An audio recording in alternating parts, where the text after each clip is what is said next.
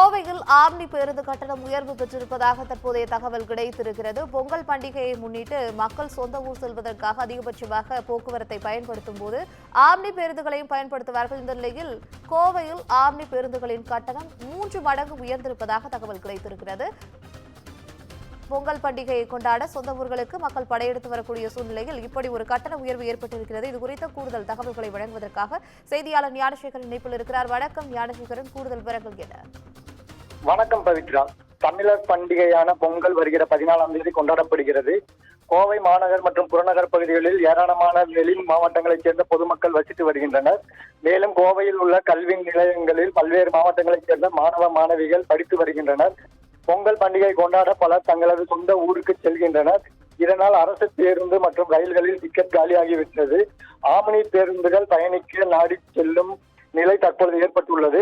இதனை பயன்படுத்தி ஆம்னி பேருந்துகள் கட்டணம் 3 மடங்கு உயர்த்தப்பட்டுள்ளது. குறிப்பாக தென் மாவட்டங்களுக்கு இயக்கப்படும் ஆம்னி பேருந்துகள் பல மடங்கு கட்டணம் உயர்த்தப்பட்டுள்ளது. கோவையிலிருந்து நெல்லைக்கு செல்ல சாதாரண நாட்களில் 500 முதல் 700 ரூபாய் வரை வசூலிக்கப்படுவது வழக்கம். ஆனால் பொங்கல் பண்டிகை காரணமாக 1500 முதல் ரூபாய் 2300 வரை கட்டணமாக வசூலிக்கப்படுகிறது.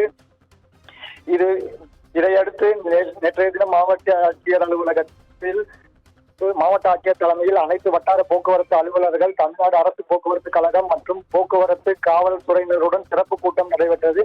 இந்த கூட்டத்தில் விழாக்காலங்களில் ஆம்னி பேருந்துகள் நிலையான கட்டணம் குறித்து பேசி முடிவெடுக்கப்பட்டுள்ளது. மேலும் கூடுதல் கட்டணம் வசூலிக்காமல் பொதுமக்களிடம் இருந்து புகார் மனுக்கள் ஏதேனும் வராத வண்ணம் செயல்பட வேண்டும் எனவும் அறிவுறுத்தப்பட்டுள்ளது.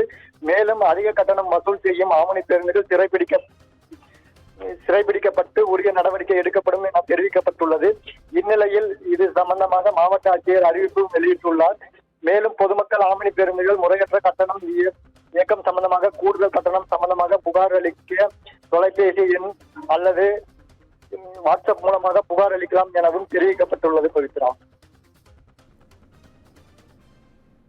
தற்போதைய தகவலுக்கு நன்றி ஞானசேகரன்.